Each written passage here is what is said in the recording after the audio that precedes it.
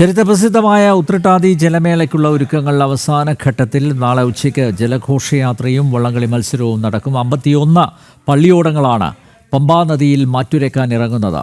ഗോകുൽ പിയ തയ്യാറാക്കിയ റിപ്പോർട്ട് കാണാം.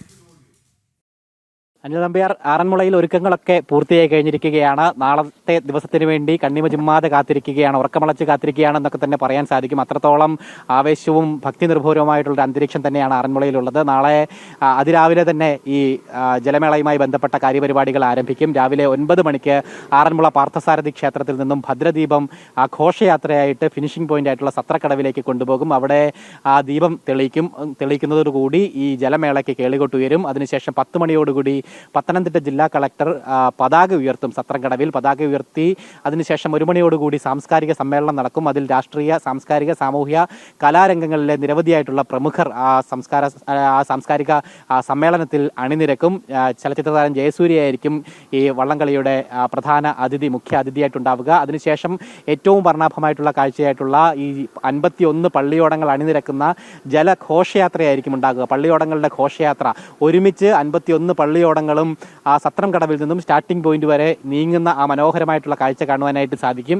അതിനുശേഷമായിരിക്കും മത്സര വള്ളംകളികൾ, വീറും വാശിയും ഒക്കെ നിറഞ്ഞ ആ ഒരു മത്സര വള്ളംകളി ഉണ്ടാവുക.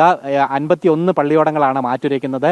35 പള്ളിയോടങ്ങൾ എ വിഭാഗത്തിലും എ ബാച്ചിലും 16 പള്ളിയോടങ്ങൾ ബി ബാച്ചിലുമായിട്ടായിരിക്കും മത്സരിക്കുന്നുണ്ടാവുക. 11 ഹീറ്റ്സിലായിട്ടായിരിക്കും എ ബാച്ചിന്റെ മത്സരങ്ങൾ, 5 ഹീറ്റ്സിലായിട്ട് ബി ബാച്ചിന്റെ മത്സരം നടക്കും. ഏറ്റവും കുറഞ്ഞ സമയത്തിലെത്തുന്ന 4 പള്ളിയോടങ്ങളായിരിക്കും ഫൈനലിലേക്ക് യോഗ്യത തേടുന്നുണ്ടാവുക, 2 കാറ്റഗറികളിലുമായിട്ട്. അവയിൽ നിന്നാണ് 4 പള്ളിയോടങ്ങളായിരിക്കും ഫൈനലിൽ മാറ്റുരയ്ക്കുക. അതിൽ നിന്നായിരിക്കും ജേതാക്കൾക്ക് മന്നം ട്രോഫി ലഭ്യമാകുന്നത്. മന്നം ട്രോഫി മാത്രമല്ല, മറ്റ് 24ഓളം ട്രോഫികൾ ഈ ജേതാക്കളെ കാത്തിരിപ്പുണ്ട്. ഒപ്പം ഏറ്റവും നന്നായിട്ട് പാടി തുഴഞ്ഞ് പങ്കെടുക്കുന്ന പള്ളിയോടത്തിന് ആർ ശങ്കർ മെമ്മോറിയൽ ട്രോഫിയുണ്ട്. അങ്ങനെ നിരവധി ട്രോഫിയും നിരവധി കാറ്റഗറികളിലായിട്ട് സമ്മാനങ്ങൾ വിതരണം ചെയ്യുന്നുണ്ടാവും. അങ്ങനെ എല്ലാ ഒരുക്കങ്ങളും ആ ഒരു കാഴ്ചയ്ക്ക് വേണ്ടി, നാളത്തെ ഒരു ദിവസത്തിന് വേണ്ടി അങ്ങനെ പൂർത്തിയായിക്കൊണ്ടേ ഇരിക്കുകയാണ് ആറന്മുളയിൽ.